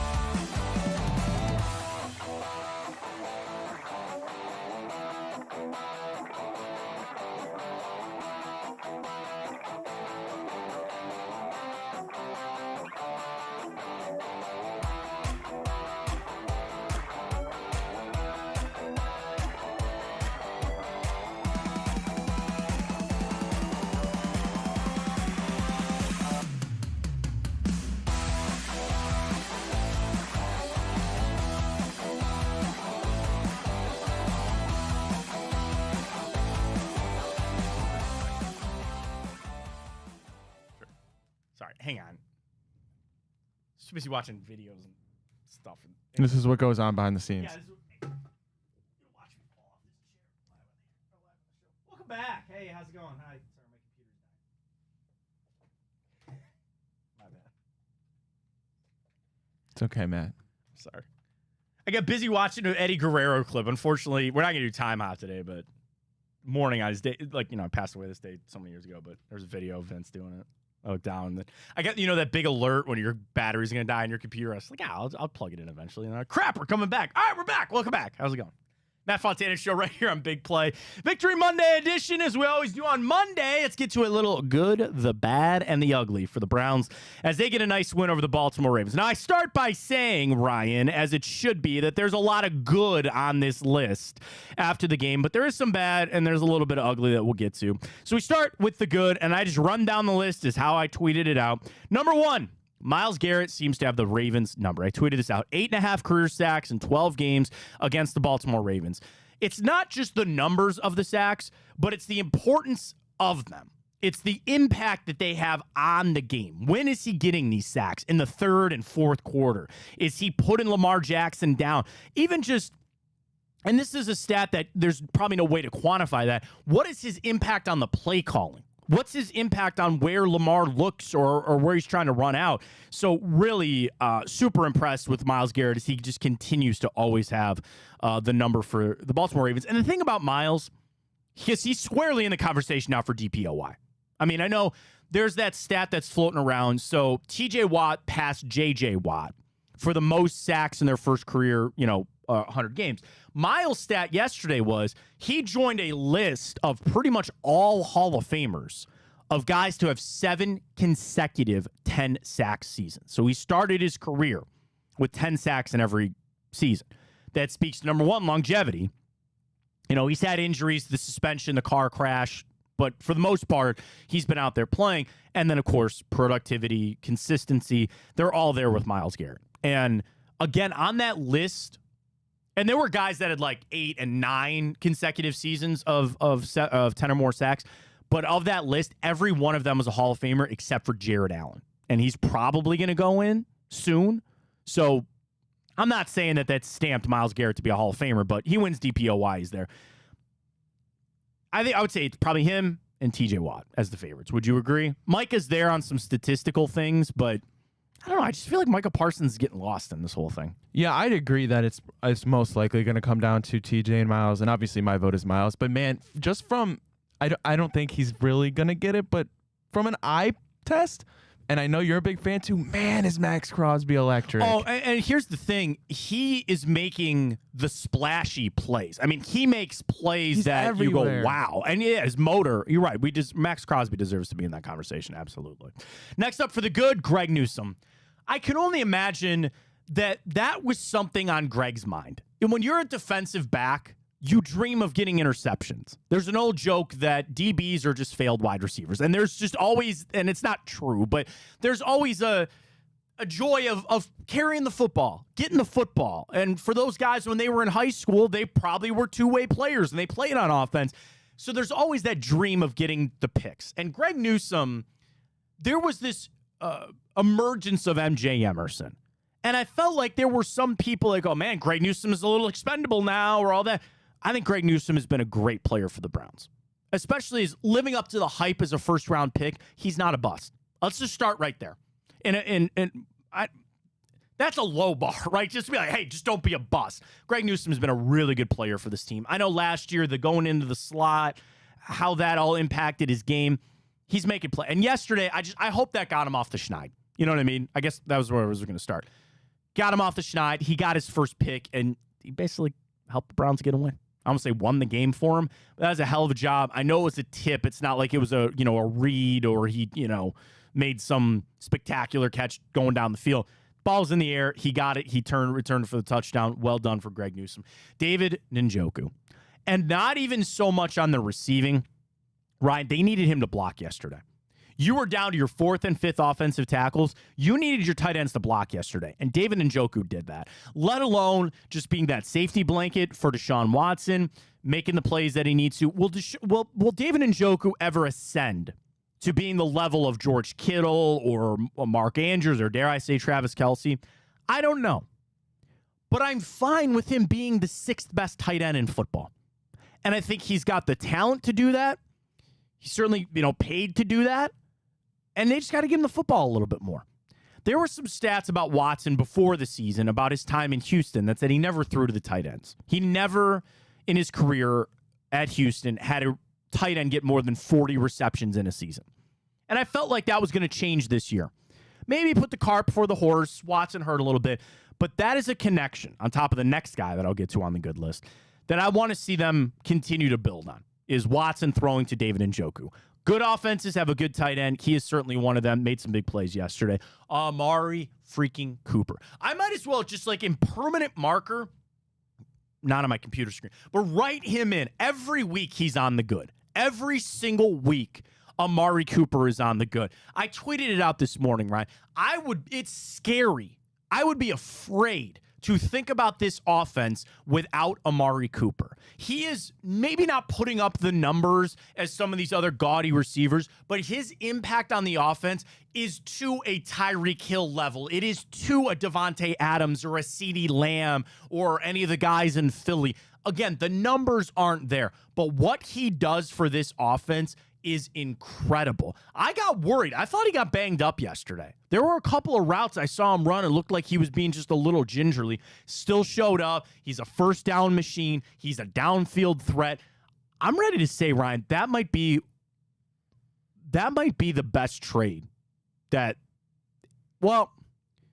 Watson thing will get figured out. And I was about to say the best trade the Browns have made since 1999, and maybe that's putting some sauce on it, because you traded for Brock Osweiler and got you Nick Chubb. That's a damn good trade there, too. But, dude, Amari Cooper, man, what a fleece. And I know Dallas didn't want to pay him. That's why he's here. Yet another guy, by the way. There were a lot of people that circled Wyatt Teller and Amari Cooper that said they might not be here because of their contracts. No, you find the money to keep Amari Cooper here. He's having an incredible season for the Cleveland Browns. Dustin Hopkins, to come back after the missed extra point, which all gave us a mild heart attack to begin with. We talked about the resiliency of the Browns. How about the resiliency of your kicker?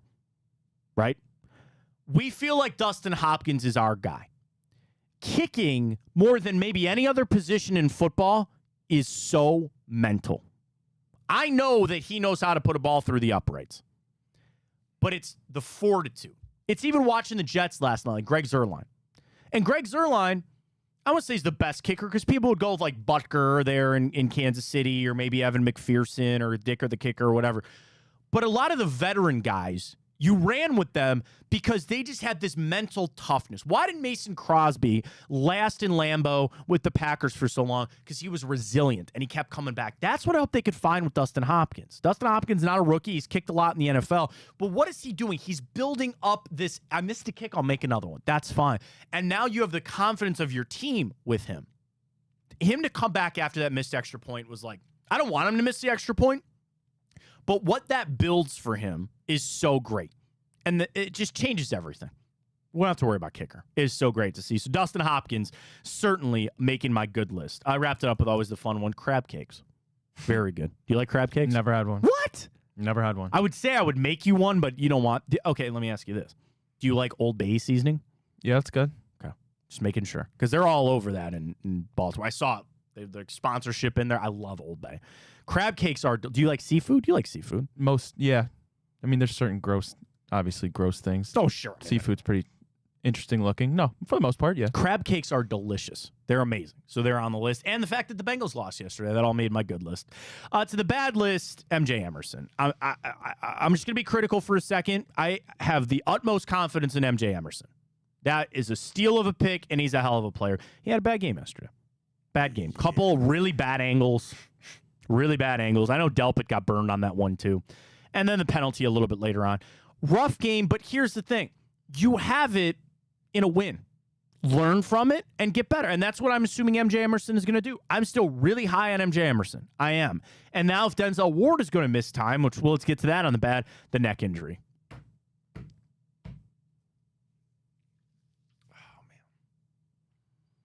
man. Denzel Ward and injuries. It's not good.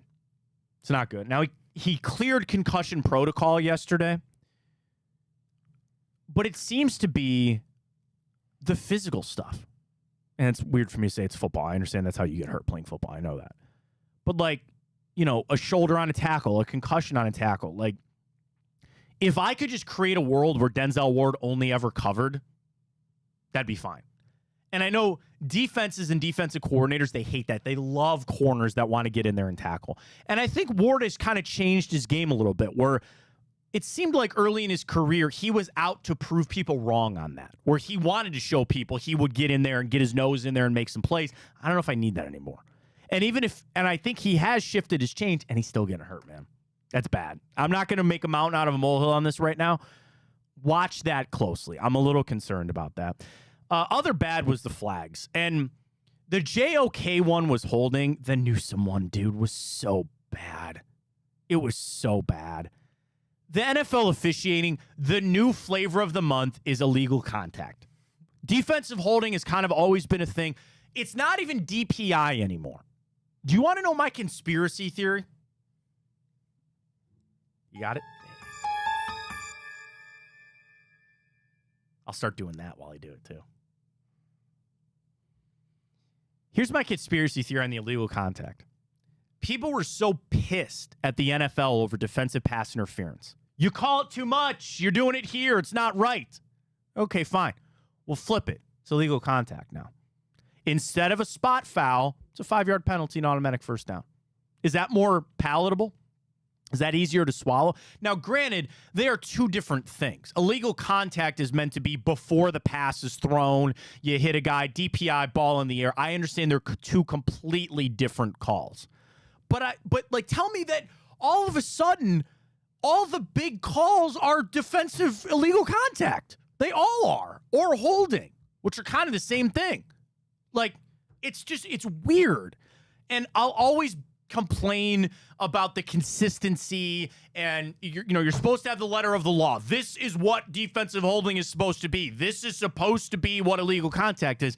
You still have human beings in a split second in a fast game trying to make a call. And we did this on the show, I think weeks ago, right? I said, the Browns game, the Colts game, right? When I said I'm not going to apologize for what the refs do or don't, or say or don't, I'm not going to do it here. And even if those calls went against the Cleveland Browns, that is how the game is played. And the NFL likes it. Because you want to know what it creates? Drama. Did you see that stat yesterday, Ryan?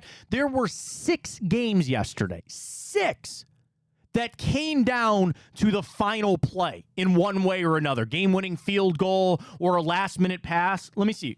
Patriots, Colts, us, and the Ravens. The Bengals. Texans, Bengals. Lions had the walk-off kick. And then, was it Seattle? Oh, and then the Raiders, Jets. What? Is that the 6? It's just Seattle as well as... Seattle. I think those are the 6 right there. And that was something incredible in the NFL. You want to know who loves that? The NFL. Those are TV ratings, and that's a lot of money. I'm not saying that they call penalties just to create that, but that is the overarching thing. You're going to have human beings making calls. That's part of the game. But, dude, some of those were so bad. And if I want to get really upset about it, I could look at it and say that is a mark of a bad football team. I know that. I saw it with Freddie Kitchens. I saw it with Mike Pettin. It's not just the volume of penalties. It is the crucial drive continuing ones for the offense. It's the you're off the field on 3rd and 4th down. And that is what just like, dude, weighs me down. That's what rips me apart when it comes to penalties. The point of the game. And the Browns came up on the wrong side of it. You still got to win, and that's just fine. I had a special category this week for the good, the bad, and the ugly, Ryan. And that was bad, then good. That was Deshaun Watson. That first half, bad. Bad. Second half, really good. And that's where we know it'll never be just this nice, easy, smooth path. You're going to have some ups, you're going to have some downs. What I want to get to, and then I'll wrap up the good, bad. The only ugly I had was not Victory Monday, because Victory Monday is glorious and amazing. The thing with Deshaun Watson, coming out of that game yesterday, I am not ready to sit here and scream from the mountaintops, he's back! Yes, here we go! Off to the playoffs. I came out of that game. I liked what I saw. And it's something that I've been starving for. I've been thirsting for all year, was a little bit of proof. I saw some of it in the Titans game, but I kind of wrote that off. I saw a little bit of it in the Arizona game. I kind of wrote that off. What I saw yesterday was one half of what I expect out of Deshaun Watson against an elite defense. That's just a little piece. I want a little more, I want a little more, and I want a little more after that. Because what I eventually want to get to is the bad play being the anomaly. That is the mark of any franchise quarterback or any elite quarterback, is that bad games or bad halves are the anomaly. We are not yet there with Deshaun Watson. Strictly on the field, the good play has been the anomaly. Now, the good play has been really good, but the bad play has been really bad, as we know. What I want to get to is a level that when he has a bad half or a bad game, I still have that confidence to come back and go, no, he's going to be all right. He's going to be all right. But I don't have that. And frankly, I don't know how anybody can. Seriously. Can anybody sit here today and say unequivocally, no questions asked, Deshaun Watson is back to an elite form and he's going to take us to a Super Bowl one day? I'd love to hear from you. I truly, and we're going to do a 2 for Tuesday tomorrow, maybe surrounding Watson. Or didn't I throw one out the other, or a little bit earlier? I don't know. We have a lot of 2 for Tuesdays. We'll get to those tomorrow. But I saw a little piece. I'm not ready to just crown him. I'm not ready to crown it and just say, we're back, we're good to go. I saw enough to build on. I saw enough to say that there's some good things there. But then you throw this ankle injury or foot injury in. And they had to call that timeout. He was standing on the sidelines like, oh, God. It looked bad. He left in a boot. That, from my understanding, being the orthopedic surgeon that I am, actually, I got to get out of here. I have surgery now. That's kind of more about keeping the swelling down and keeping, compression on it. You don't want him walking. Again, if he injured his foot, you don't want him walking. And they have boots and they have all those other kind of things, the medical side of things. So I'm going to lean towards it's not that bad. I think we're back to, I don't know if Watson will practice Wednesday or at least on the limited capacity. At least it's not the shoulder, I guess. That's a positive to take out of it. At least it's not the shoulder. But you saw a little bit of what Deshaun Watson is. And I just hope he can build on it, Ryan. That's it. I'm not ready to sit here and just crown it and say, that's it, we're back, we're good to go. We'll probably talk to some people tomorrow because I'd love to hear from people tomorrow if you really are the opposite side of that. If you are gung-ho, Watson is back, and we're good to go, I'd love to hear from you because I'd like a little of that optimism. I'd like a little bit of that. I need a little sip of it. A little sip of that coffee. Yeah, Matt, sources are saying Deshaun's injury is day-to-day to 6 months. So we'll see what happens with that. You want to pretend or you want to do what Kevin Stefanski can do this afternoon? Here, I'll be Kevin Stefanski. You be the reporter. Ask me about Deshaun Watson's foot. Kevin, we saw Deshaun leave the press conference in a boot. Just going to cut him off. Is he medically cleared? He's day-to-day. Is he structurally functional? He's day-to-day. He's day-to-day. All right, but Matt, on a real note, how did Watson look in the game, Coach? He's day-to-day. He's day-to-day. Oh, yeah, it's day-to-day. Sorry. I've been requested to ask you a question about the Browns Super Bowl. You ready? Sure.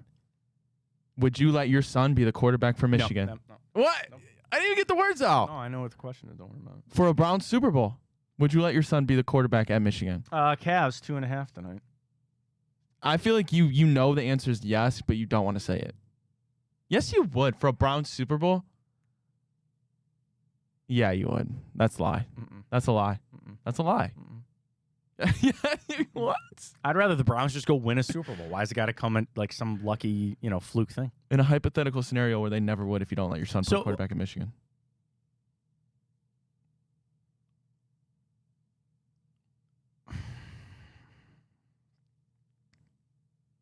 Would the town know that I made that sacrifice? Would there be a parade that people said, thank you to Matt No, this is just like a behind the scenes. Yeah, this is it's like something out of the Marvel, out of Avengers, where I have to do something that nobody knows. It's got to be purely intruent. What is that word? Intruent? No. Intrinsic motivation to get the Browns to win the Super Bowl. Nobody knows that you had a part in it. Probably not. Wow. I don't know what to say. I don't know. The Michigan hate. That's the thing. There's something about it. Something about that's cool. Something about the Cavs. Big win for the Warriors, or against the Warriors over the weekend. They take on Sacramento tonight. Let's get to it. Bets with Tipico, folks. Get to the Tipico app. Do you want to know another thing I really love about Tipico? There's multiple ways for you to deposit. So I did have to deposit over the weekend, Ryan. We've been on a little bit of slow streak here, but I did it via my Venmo. So it's super easy. Now, you can do it other ways. You can put your bank account in there. I think you can do credit cards if you would like. And please, without a doubt, gamble responsibly. If you have a problem, call 1-800-GAMBLER. It's not bad to take a weekend off, too. It's not bad to take some time off. You've been struggling a little bit. But when I went, so here's the thing. I went to my account. Here we go. All you do is click. And then if you want to deposit, Apple Pay, Venmo, PayPal, MasterCard, Visa, Discover, e-check, or wire transfer a bank account. Super easy. I put $20 in this weekend because I got these protected bets that I'm going to be doing with Tipico. And you get lined up, folks. And I just love playing this thing. $5-10 here on a little parlay. You rock it on out. You can even do tonight. You want to do Monday Night Football and the Cavs? Do that parlay. Cavs come in tonight. 2.5-point favorites. Over under 221.5. I got a gut feeling about the under for tonight. Cavs are the favorite on the money line. Let's get into some trends. Cavs are only 3-9 against the spread their last 12 games, and they are 2-9 against the spread their last 11 games against Sacramento. They're only 2-7 their last 9 games against Sacramento. But the over has hit 4 out of the Cavs' last 5 games on the road. You flip it over for Sacramento. They're only 5-10 against the spread their last 15 games. The under has hit 4 out of the last 5 games against the Cavs and Sacramento when it's played in Sacramento. 2.5. I got a little fear that like a little bit of a letdown game for the Cavs after that big one over the Warriors. This open is Sacramento being the favorite. Let me look at Sacramento's last couple of games real quick. Last 10 games for Sacramento. They're on a 2-game win streak. They beat Oklahoma City and Portland, but before that, lost back-to-back games to Houston and Golden State. I'll ride the Cavs tonight. I'll take a minus that, too, to get the win tonight. Then we flip over to Monday Night Football. Denver traveling to Highmark Stadium to take on the Buffalo Bills. Broncos are on life support. They're 3-5. Buffalo's 5-4. This game, a 7-point spread. It opened at 8.5, and it's down to 7. Public money on this game, 60-40 on Buffalo. 60-40 on Buffalo.